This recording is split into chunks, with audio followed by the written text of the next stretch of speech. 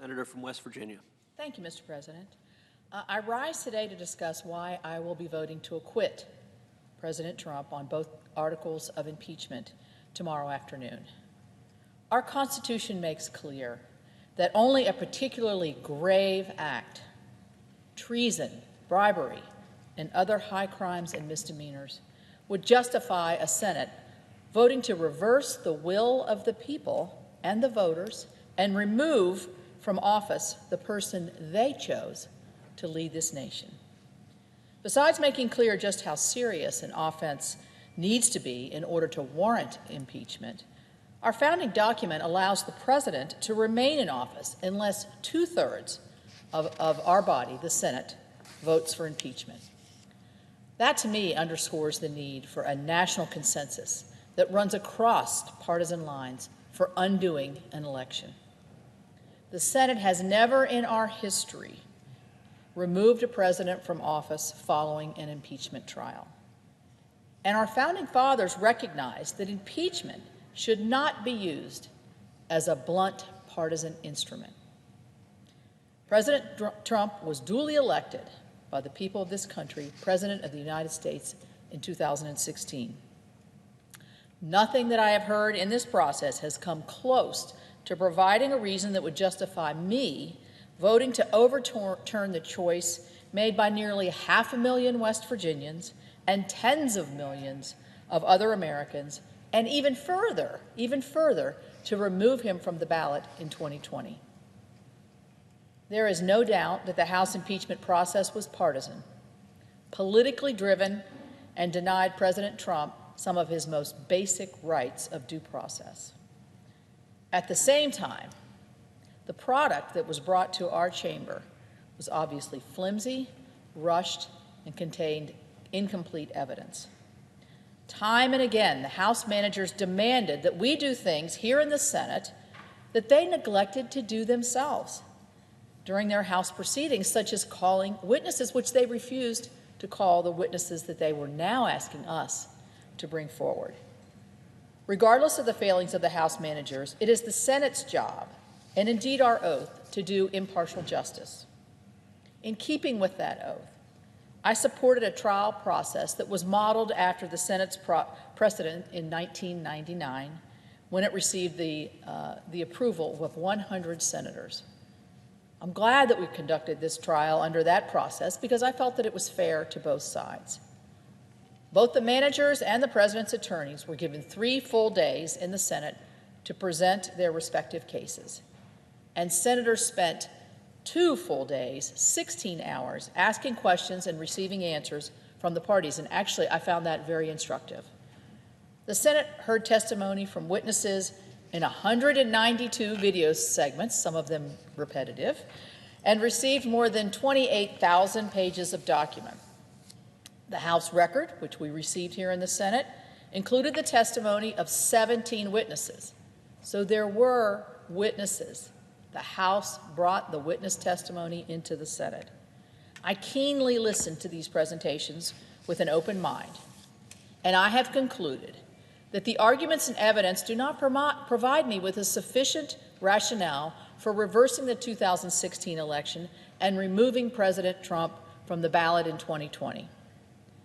That is especially true considering the partisan nature of this impeachment process. In the cases of President Nixon and President Clinton, there was significant support from House members of the president's party for opening impeachment inquiries. The impeachment inquiry into President Nixon was supported by more than 400 members of the House, many of those, overwhelming number of those, from his own party. And 31 House Democrats voted to open an impeachment inquiry into their president, the Democrat president, President Clinton. By contrast, in this case, not a single member of the president's party voted in the House of Representatives to start an impeachment inquiry or to adopt either article of impeachment against the president. Many of the president's political opponents want and have wanted for years to have him removed from office, while virtually no one in his own party supports this impeachment. We have a mechanism in this country for dealing with issues that divide along party lines. That mechanism is not impeachment or removal. That mechanism, quite simply, is an election, and we have one in 9 months. So beginning yesterday, we think, and in 9 months, we will have the certainty everyone desires. And in the meantime, I am casting a no vote in this chamber tomorrow. I'm voting no on both of these articles. But you know what? I'm also going to do something else. I'm going to take this opportunity to rededicate myself to the principles that this United States Senate stands for. I'm going to take this opportunity to look at those principles and appreciate that these are the principles that are tied to making America better each and every day, and together we can do this as Republicans and Democrats. During the impeachment process, Republicans approached me West Virginians approached me all the time, regardless of party, to ask why we were spending all of this time on a wasted process. They asked me questions like, why don't you just get on with the business of giving America the confidence that you're working on the things that we care about? This was the butcher in the grocery store asked me this very question. Our families, making our families stronger, our lives better, and our jobs more permanent. When we rid ourselves of the shackles of politics, we can truly work together on issues like transportation, broadband, energy, ending the drug crisis, or strengthening our military. These are the issues that affect all of us. These are the issues that transcend the day-to-day lives of all of the people that we represent. They also transcend the day-to-day sound bites we hear from the constant barrage of both positive and negative media that we are so attuned to. No one has been served by this intense and at times sensationalized and very divisive proceeding. When we rid ourselves of the poisonous venom of partisan politics, we see more clearly. We know that we don't always agree, that's pretty clear, but we can certainly find common ground, and we do, as was envisioned by our founders. So let's all just take a deep breath, move on from here. Let's listen to our better voices.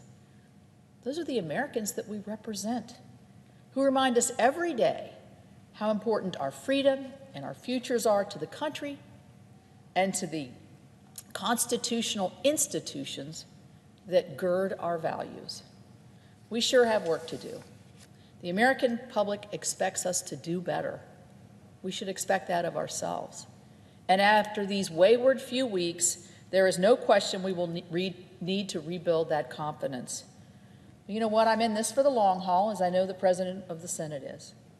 The one where West Virginians and Texans and Americans see better days ahead for them and their children. The ones where West Virginians, Texans, and Americans driving to work each day can hear that Congress is actually doing its job. We were sent to Congress to work for the American people, to deliver results, to renew their faith in our institutions, to rise above our own parties, and to make life better. I've always been humbled by the confidence that has been placed in me by my fellow West Virginians. It is truly an honor to serve, and it's one that comes with great responsibility. We need to roll up our sleeves and stop the bickering and deliver. I'm looking at a lot of young people here in the hall of the Senate, and I'm thinking, we got to do better for you all. That's where our future lies. So, you know, I'm an eternal optimist, always have been, but I'm optimistic that we can find the solutions that move our country forward. Sure, there are going to be differences of opinion. There'll probably be some harsh and sharp words along the way and differences in our philosophies. But Americans and these young people, they expect that we bridge those gaps. It's going to take a lot of hard work, but I am certainly ready for the challenge, and I hope you will join me. Thank you. I yield back.